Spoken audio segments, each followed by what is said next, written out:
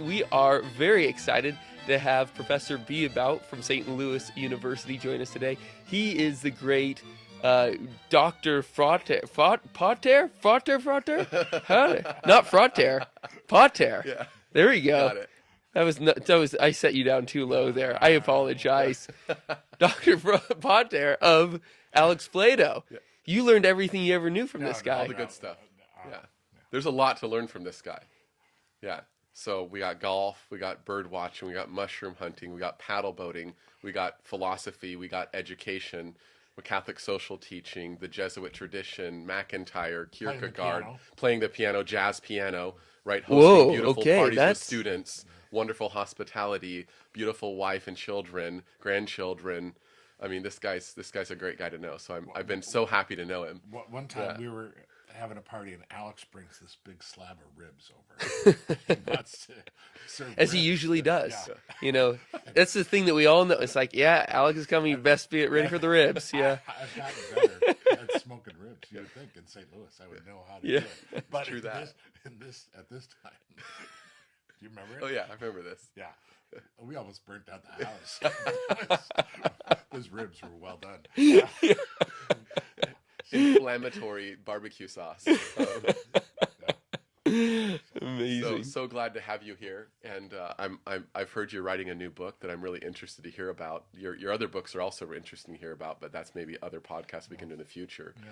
You've written a book about MacIntyre and the character of the manager, right? That's one I know more recently, and then you're working on this new book. So tell us about this new book and tell us about it. I'm really excited to hear it, and if you can connect that to maybe some issues that are going on this colloquium, which is why you're in town right now. So New Polity and the Hildebrand Project are doing a colloquium together on Catholic post-liberal politics. And so happy to have you. So tell us about your book a little bit. So the working title is Wisdom and Bird Brains. The subtitle is The Practices of Cranes, Swans, Owls, and the Sapiential Animal. And so part of it came, a couple things. One, I've got a sabbatical coming up, and I thought, all right, well, so what do I want to work on on my sabbatical? And David McPherson's recent book is titled Virtue and Meaning. But when he first told me about that book, he told me the working title for that book was The Meaning-Seeking Animal. And I really like David's book. And he's doing virtue ethics, but focusing on the human being as a contemplative animal. A lot of the contemporary virtue ethicists have left contemplation out. Yeah. And then, so I wrote a piece on David's book for the American Catholic Philosophical Association, and then one part of that essay that I wrote reflecting on David's book, I ended up reflecting on, in one place, Plato has Socrates describe the human being as a featherless biped. That famous image. And I really liked those paragraphs where I sort of, because I was pushing back on David's account that he didn't say enough about humans as animals, right? He's got this notion of the human being as the meaning-seeking animal. Yeah. But there was a lot on meaning, on contemplation, on spirituality, and those are all really important topics. But part of the mystery of it is that we are animals. And so in Alistair MacIntyre's book, Dependent Rational Animals, he spends a lot of time thinking through that. The first 7 chapters are really on a lot of other animals, especially dolphins. Yeah, he loves the dolphin. Yeah. We love the dolphin because of him. And so he references this article in Scientific American that refers to the practice of dolphins ring bubbling. I don't know if you've ever seen this, but dolphins blow out of their blowhole. It's like Release a bubble. they release the bubble, and so it's a learned behavior. Obviously, they have to breathe, but they figure out that depending on how they breathe, it's like blowing smoke rings. I used to have professors that this was in the 70s. Back in the good old days. Professors would smoke in class. And Freedom. Blow Well, smoke this is Alex's pipe collection here. No, it's actually stars. Yeah. Makes it even cooler. So these dolphins, the mothers teach the young how to blow these bubbles of these rings, and they get better and better at it. And it's a practice where there's excellences that you can get better at this activity. They'll take months and months and months, right? There's a training, a skill involved. Yeah. And not just skill acquisition, virtue acquisition, right? That they're flourishing quad dolphins through their pursuit of this excellence. Like the dolphins this is something they do in captivity. You can go on YouTube and watch all these videos now, but they do it in the wild, and it's a social activity where the pod will come around and they'll watch one another blow these bubbles. They'll swim through them, and so McIntyre's referencing Aristotle and his animal inquiries. He's Aristotle wrote, I don't know, hundreds of works. We only have like 30, and none of the works that we have are really in the form that Aristotle wrote them in. And I hadn't read them since graduate school, so I was inspired to go back and like reread some of these. And he does write about dolphins, but what struck me is he writes more about birds than he does, and a couple of his comments really jumped out at me, right? About cranes and about swans in particular, right? So, on the one hand, okay, Aristotle clearly thinks human beings are, right, rational animals. We're linguistic animals. We're talking animals. We're deliberative animals. But then he'll use language like that to describe some of the other animals. So he describes the cranes as political animals, right?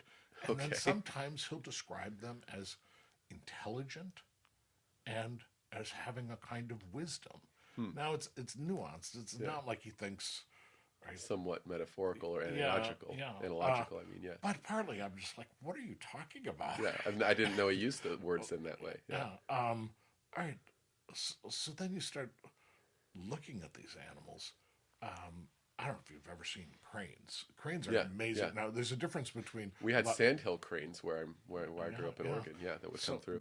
The cranes and the dolphins will play together in the Ohio River right here, actually. We'll go down, cook ribs, and enjoy that during the summers. Yeah. Great time. Where I live in St. Louis, we have herons, the great blue heron and the little green heron. But the sandhill cranes are not as common. Yeah. But they're big animals. They can be 4 feet tall, and their lives are actually quite amazing. I mean, the herons are very solitary animals. Aristotle notices that he says something like this, that birds that have claws tend to live solitary lives, right?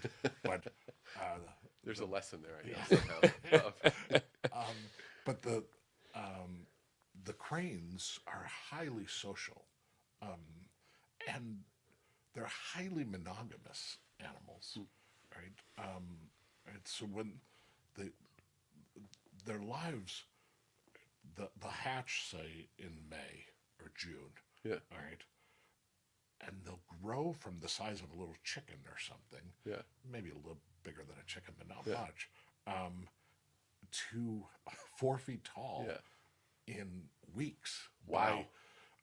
By August or September, they're that's amazing, right? And 6 weeks in, they're not only learning to fly, because they're migratory birds. Some of them migrate thousands of miles, but then a year into their lives, they're going to be sent off on their own, and they'll move into this courtship phase. Well, central to their courtship phase is dancing. So they learn to dance from their parents.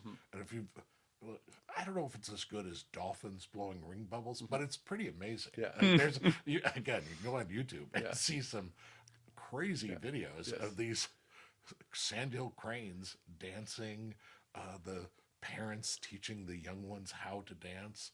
They dance in pairs, they'll dance in families. Yeah. It's certainly part of a courtship, and a lot of birds dance as a courtship phase of their lives. But they'll dance all through their lives, and it strengthens the pair bond for them to dance together. All right. Here's another distinction that Aristotle makes. He distinguishes between some animals that live in groups, but he thinks they're not really political animals. They're just like, they're in a herd. They're all together. Yeah. But they're not really doing anything together. Yeah. Where he thinks the cranes, right, he calls them political. Yeah. Because Yeah, I want to know why. Like, if you know. Well, this was part of my quest. Yeah. This is what I want to research. Like, what are you talking about, Aristotle? Right? But he somehow thinks they exercise intelligence in choosing who's going to govern them and who's going to lead them. Right? So then you look at their lives. Right? Aristotle, after he was at the academy, he then was in Assos, and then he was on the island of Lesbos for 3 years. Theophrastus was studying plants, and His famous disciple. and he was studying animals.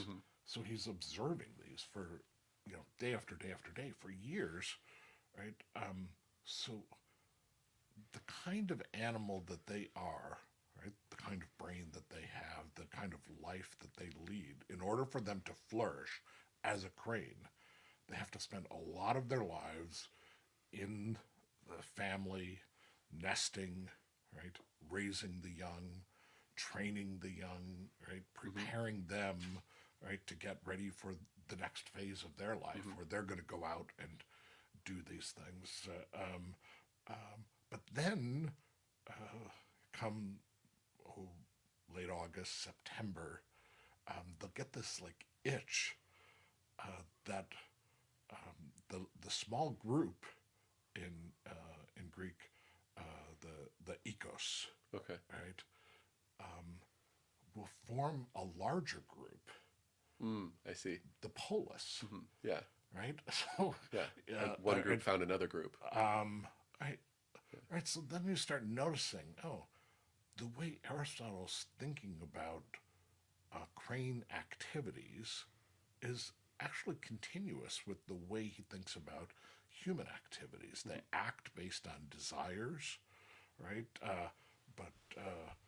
Right, human desires, right, include also perceptions of what is good, and the pursuit of goods, and distinguishing between, right, what's good here and now and what's good, right, for me qua human. Now, he never quite suggests that cranes can be aware of those things the way that we are, Right. but he just takes it as given that part of their life is, right, life in this family unit, right, but there's more needed, and so part of their life is life in this larger. So the crane good can't be achieved apart from groups finding other groups and interacting and forming larger groups, which is exactly right political in that sense.